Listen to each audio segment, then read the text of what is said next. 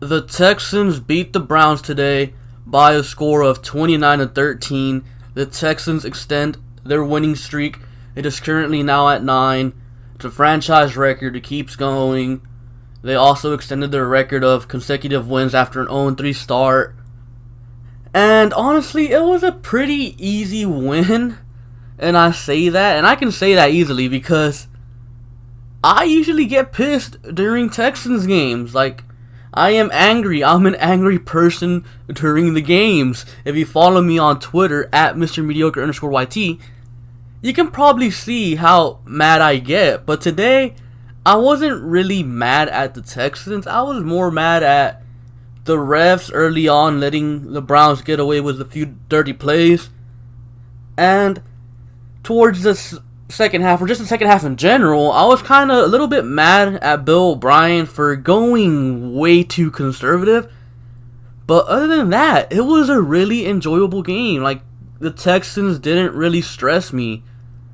I felt like they controlled the game the whole time. I really did. And, I mean, there's really not much you can say about this win. I think this was a good win. I mean, O-line played pretty okay-ish pass blocking wise.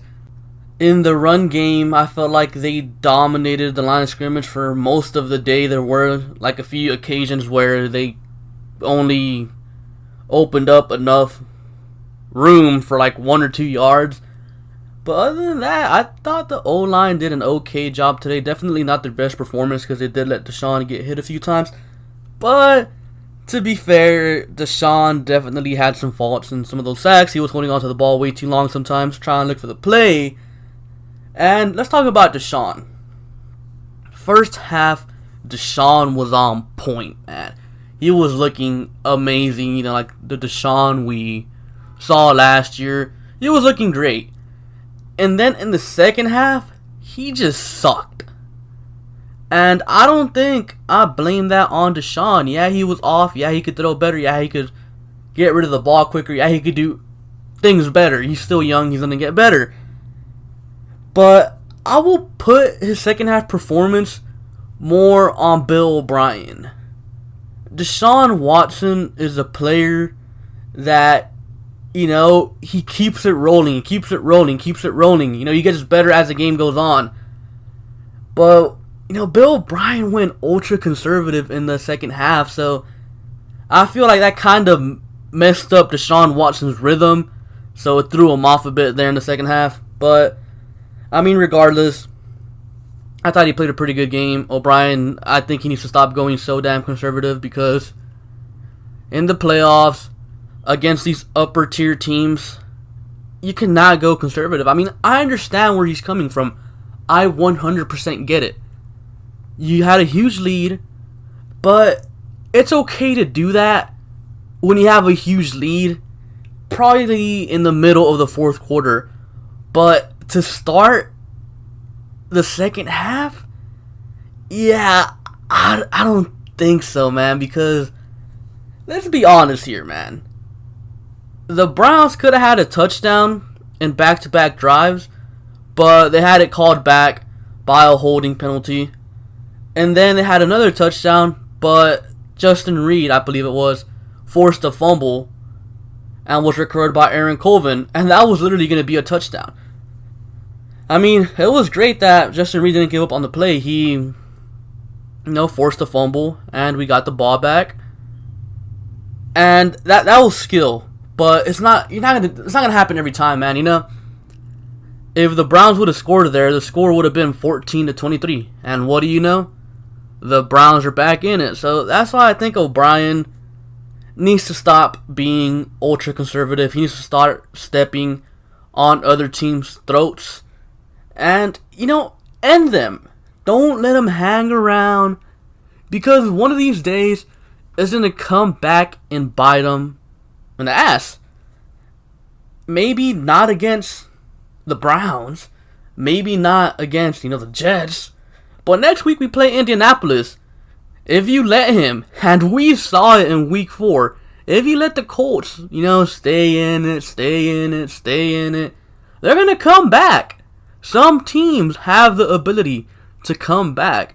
hopefully O'Brien knows which teams he can do it against and which teams he can't.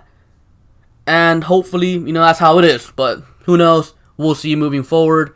But I'm just hoping that O'Brien knows what he's doing in this situation. Now, wide receivers. The first guy I want to talk about, man, is DeAndre Carter, man. The guy, he makes plays. He makes people miss. He's explosive. But I'm not sure I can deal with these fumbles, I just don't think so. Last week he had one early on against Tennessee. And if Tennessee recovers it, who knows how that game turns out. He had one. Actually, he had two against the Browns. He's lucky all of them were recovered by us. But I'm not sure I can deal with this, man. I really don't think so. He's either got to get some stickier gloves or he's got to go on his way out, man, because fumbling can cost you some games, and especially in the postseason. Picture this. The Texans get a key stop against New England in the playoffs. The Texans are, say, up 6, but DeAndre Carter fumbles the ball, and the Patriots get it at our 20. We cannot have that. I say cut him. I know I might be too harsh, but 3 fumbles in 2 games? Yeah, I don't think that's good. Tight ends, I thought played a pretty good game. D-Hop, was D-Hop. Demaryius Thomas had a few catches. He was pretty decent. He did his job. Offensively, though, as a whole, gotta start punching them in for touchdowns, man. You have to. You absolutely have to. 29 points. Take away 7 from the defense, the pick 6 by Zach Cunningham. 22 points. 22 points. 1 offensive touchdown, 5 field goals. Gotta put up more points, man. You gotta convert at least half of those for touchdowns. You really do, because, again, against the upper tier teams, against the Chiefs, for example, you think you're gonna beat the Chiefs with all these field goals? Gotta put up touchdowns, man. You have to. Field goals aren't gonna cut it against certain teams. We got Indianapolis next week. Yeah, the Jaguars shut them out, but you gotta put up touchdowns. Field goals ain't gonna cut it. If it's a 50-yard field goal, sure, I'll take it. But if it's one where you could have easily scored where you were in the red zone, you gotta turn those into touchdowns. Now the defense.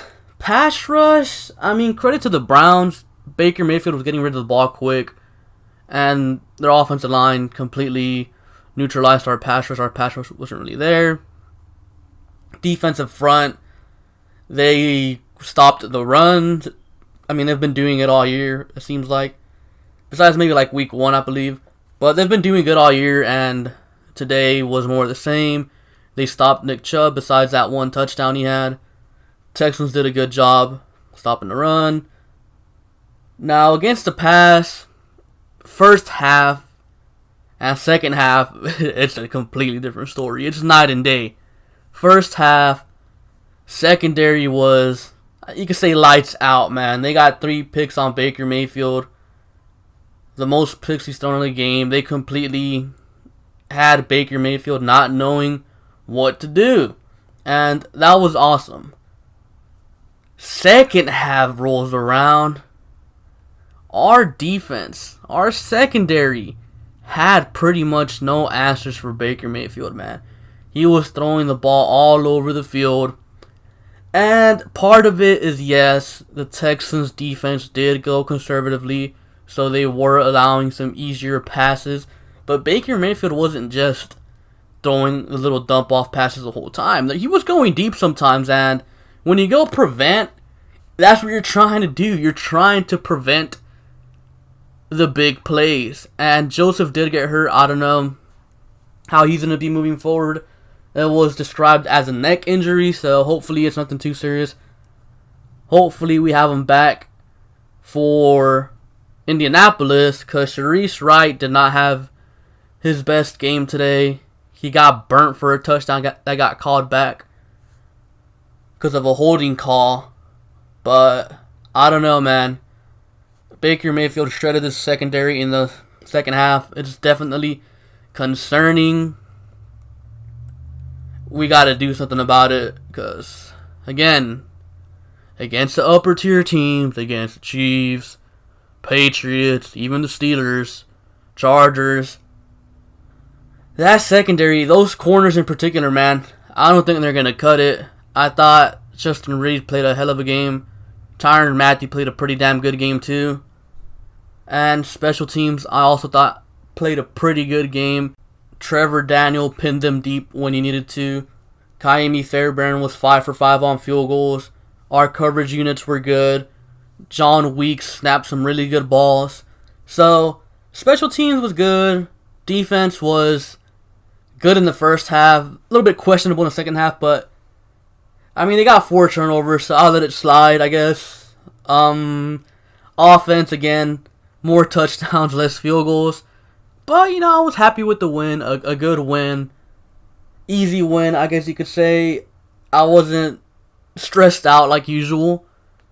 And now we move on to the Colts next week. And the Colts actually lost to the Jacksonville Jaguars by a score of 6-0. The Colts got shut out by Jacksonville. So now the Texans own a 3.5 game lead over the Colts. So next week against the Colts in Houston, the Texans can clinch the AFC South for sure. And they can probably make life really difficult for the Colts to make the playoffs. Because if we beat them at that point, they'd be 6-7 and we would be 10-3 with 3 games to go. But that's just looking, way too past into the future. Let's just enjoy this win and move over quickly because the Colts are coming to town. And if you guys have been following the Texans for a while, you guys know how these games versus the Colts go. They're usually hard fought, annoying, frustrating games that can go either way, so the Texans are indeed going to have their hands full. Hopefully Jonathan Joseph is fine and good to go. Hopefully Zach Fulton's good to go too. Hopefully Kendall Lamb is good to go too. He did suffer a concussion, so he will be in the concussion protocol, so him playing next week is kind of 50-50. If he practices before Friday, I believe, he will play. If he doesn't, then he won't play. So hopefully he's good to go. Hopefully we're good and healthy for this Colts team that will definitely be looking to knock us out of our win streak. Hopefully this team's ready, but who knows how things will turn out towards the end. So anyways, that's all I have for you guys for today. Be sure to like, comment, and subscribe. Thank you for watching, and I'll catch you guys later. Peace.